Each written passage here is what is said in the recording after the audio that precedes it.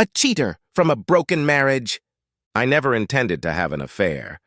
Maybe if I wrote it all down, it would help me understand what was going on. I'm not one of those housewives who voluntarily Googled because they were bored and lonely or just vaguely dissatisfied. He was just someone I befriended and started flirting with. Yes, I enjoyed his attention. It was good and right, just different enough, and I felt powerless to resist. Oh, who am I kidding? When your hormones are raging and someone tells you that you are beautiful and special and fabulous and actually listens to you, thoughts of broken families and hearts are a million miles away. It wasn't until I physically crossed the line that I began to realize all that I could lose. Wow, this new excitement feels like taking off. I had forgotten what a powerful thing new attraction is, and hiding my affair seems to be as exciting as the affair itself. For the first time in as long as I can remember, I have something that belongs only to me, and my little secret energizes me more than the process itself. I don't know why I feel so guilty. When was the last time my husband paid attention to me the way he should have? There is no passion in my marriage anymore. We were both too young when we got married. It seems like we are almost roommates now instead of lovers. Sometimes he's just so bossy, emotionally unavailable, a slob. This asshole is also screwing around.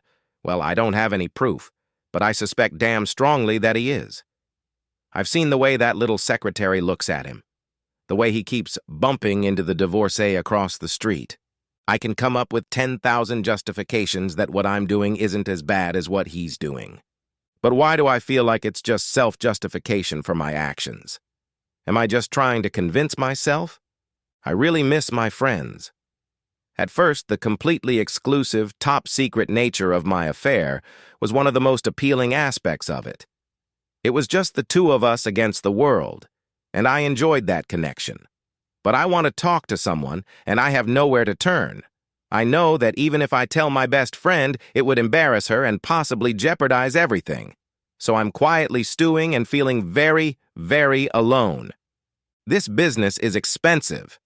Fancy dinners, faraway hotel rooms, sexy lingerie, reliable babysitters, personal training. My hidden tab is getting out of control. 4-star hotels have been replaced by motels and backseat dates in parks. Fancy dinners where we might get noticed are a thing of the past. And because of that pesky paper trail, most of it has to be covered in cash. I never thought I'd have to become intimately familiar with the term creative finance. Why do I feel like I'm in a constant state of fear? What if my lover calls? What if he doesn't? What if someone sees us together? Can I call him? Should I call him? When should I call him? Do I act differently? Do I dress differently? Do I smell differently? When I'm not busy obsessively thinking about these questions, I run through every possible outcome in my head until my head spins. Guarding my computer and phone is now my full-time job. I try to keep our communication to a minimum, and yet I still have to have these risky encounters, which means my computer and phone are probably holding all sorts of evidence. I suffer regular panic attacks, wondering if I really did leave my laptop open.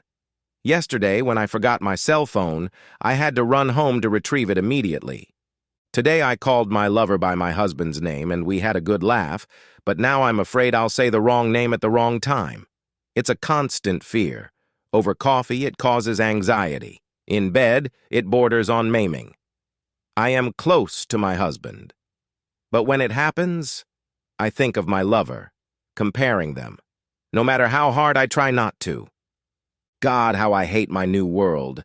I've had to stop addressing both of them by their first names, and now I stick to something generic like, honey. I am someone's wife, someone's mother. I took my vows and built my life and family. I live a lie day in and day out. I cry in the shower, in the car, in the bathroom at work. I didn't mean for it to be this way, and sometimes I don't even know how it happened. I often told my friends about the nasty gooks we knew, and I was sure they would get what they deserved. Now the cheater is me, and I know I'm not meant to be with this new person. So why am I doing this? The guilt seems all-consuming. The shame never ever goes away. Why can't I sleep at night anymore? My days are a juggling act and secrecy, so you'd think that once everyone else is tucked neatly into bed, I'd immediately pass out. Only I don't. My mind keeps remembering the day, going back and trying to make sure I didn't leave any clues. And even when I'm sure I didn't, those evening hours are filled with an agonizing stream of whys and ifs. How could I have fallen in love with a cheater? Irony. The very illicit nature of my relationship means that I can't reach my lover whenever the urge arises. When that window finally appears and I can't reach him, my first thought is invariably, he's with someone else. I try to push that thought away, but it's there. Every time he's aloof, unavailable, moody, or not in the mood, that horrifying thought rears its ugly head again. If he's cheating on his wife, why should I think he'll be faithful to me? Just when I least expected it, my perfect lover, the one I risked my life and family to be with at every furtive turn, always does something to annoy, stress, or disappoint me.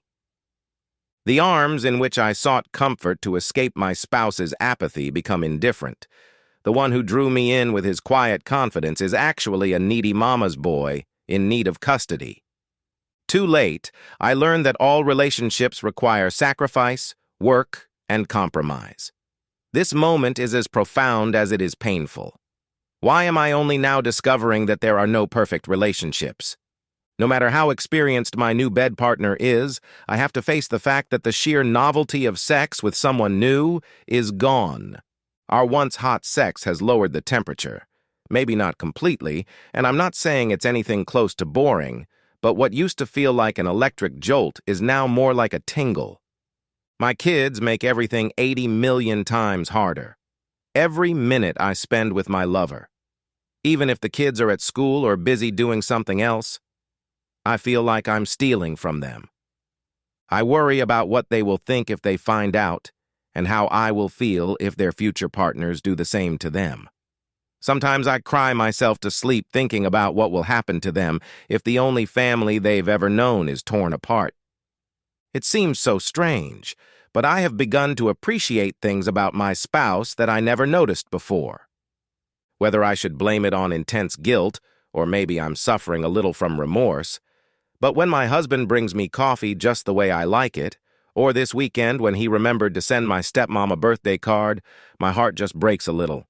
The sparkle is really starting to dim in my other new relationships, so the pain just keeps getting worse. Part of me, maybe a huge chunk from my armpits to my ankles, is tired of the lies and desperately wants to come clean. And then I remember what's at stake and shudder. Confession could mean the end of my marriage.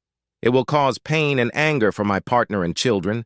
It will turn their world upside down if the marriage breaks down. I will be stigmatized. My life will never be the same again. So I'm back to the grueling game of hide and seek, hide or confess.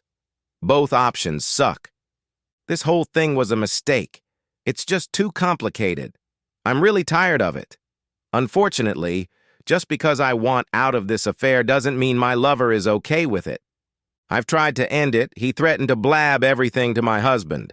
I think it's a bluff, as he has a wife and children he could lose too. Whatever the circumstances, we are not on the same page. This is going to be a really tumultuous encounter. I pray that the end of the affair is not as disastrous as the beginning.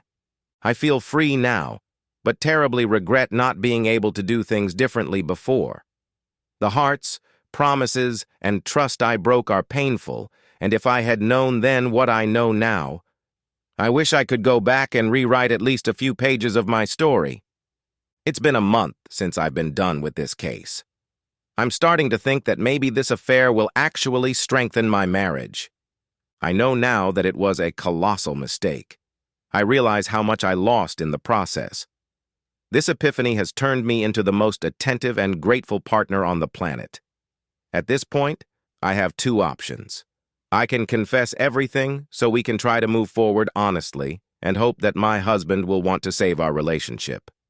But I feel that sharing all the sordid details will only hurt my partner, so I choose to suffer in silence. I recognize that I will have to live with my guilt, as well as a healthy degree of paranoia that he will somehow find out. On the other hand, my affair is the beginning of the relationship I've always dreamed of and will do everything I can to achieve and maintain. It is the beginning of a new chapter in my life. Either way, the affair has changed me and my relationship, and I hope I can accept the outcome. My world has just collapsed. Today I came home to an empty house and found divorce papers from my husband on the kitchen table. We all know that about half of marriages end in divorce, but none of us ever think it will happen to us, which is why it seemed even more unrealistic and heartbreaking when my husband handed me the divorce papers. Of course, I never thought I would have an affair either. It was just a long affair that I ended a few months ago. I was so careful. Did he really find out? How did he find out? Everything goes through lawyers now. It's like I'm not living since my husband, my soulmate, the man I wanted to spend the rest of my days with, isn't even speaking to me. Informing the children was the hardest part of my life. I wanted us to tell the kids, to share the news together as a united front. It was a challenge to just get my husband to agree to be there, but only so I wouldn't try to humiliate or put the burden on him. I know it was my own mess. The kids blamed themselves first and foremost, and that was the hardest part. Then they blamed me directly. I wasn't prepared for the anger, the tears, the yelling, and then the silence. My youngest, a preschooler, didn't realize it right away, which means I have to listen to some version of this conversation over and over again. I don't know how my husband did it, but he didn't scold me in front of the kids. I hope he never does. I know what I did to my ex in my marriage, but I want my kids to love me. I just pray he doesn't make snide remarks about what I did. It just won't help them. It will cause confusion, hurt, and more heartache than they need. The goal now is to present as united a front as possible, and I can't do that. Even though deep down I know I don't deserve his attention. Even when I only treated their dad with respect in front of the kids started pointing fingers. Perhaps they overheard something, or jumped to a conclusion, or just misunderstood. All I can do is gently correct the facts, remind them that I love them no matter what, and do my best not to take it personally. I know kids go through their own grieving and sorting process, and this is just part of it. But God, it hurts so much when my kids take sides against me. Wow. I never knew how divorce made people feel so uncomfortable and their desire to not be around me. It's so unfair, as the friendship I genuinely shared with my now ex-spouse just ended and left me. All the husbands thought I would be a bad influence on their wives. I thought the days of discord were over, but the friends who didn't disappear all seemed to take his side. When we parted ways, I thought my people would come with me. I tried to surround myself with people who could see the real me, but it was difficult as everyone I seemed to be attracted to were other walking, divorced, or scruffy married men looking for quick sex. I can't believe how tight money is. Neither of us were millionaires, and even with alimony, my standard of living has really dropped. I had to sell the house I loved so much and move to a smaller house. Precious savings evaporated to cover legal bills. I wanted to be a full-time, stay-at-home mom, and now I'm back at work. I'm doing my best to watch the budget, but I just pray that the added financial pressure doesn't last forever. I am exhausted trying to make ends meet. Why do I keep paying spontaneously? The trigger could be anything. A family walking down the street, a pregnant woman, a coworker announcing her engagement, or the fact that the stupid telegraph operators are 3 hours late. Why can't something just go right? You'd think I'd get better with time, but I don't. There are some things I just don't feel like doing, especially if it involves celebrating someone's marriage or child. I tried to go anyway. Well, the one time I did it, what a disaster. Every time I approached the group, the conversation slowed down or went silent. Yes, I put on a playful demeanor, but my friends who I thought might be there for me just aren't. Breakups are really hard to get over. My therapist said that going through a divorce is second only to the death of a child in terms of stress and associated pain. That is so true. I never knew the immense guilt that comes with divorce. It's hard not to blame yourself for, well, almost everything. I keep trying to convince myself, number one, it's not all my fault. He decided to end this marriage. But why? Why didn't he at least agree to counseling? No one decides to end a marriage until they've drained their heart dry. Why did he want to move on so fast and leave me behind? Other couples have experienced some, reckless behavior. Am I not worth another chance? I'm so depressed and nothing seems to help. I've been trying to spend time with my few remaining friends, even going for walks and going broke at the spa. Will the guilt of the divorce and my actions that caused it ever go away? Seeing my kids on a schedule is completely wrong. I will never get used to the new normal. Because of my husband's traveling and work schedule, we have the traditional see daddy on the weekends. There are days in my week when I can't put my kids to bed or be there to wake them up. Some clueless people say, "Oh, but at least you get a built-in break." That's not the way I'd want to take a break from my kids. I miss them and the house feels empty.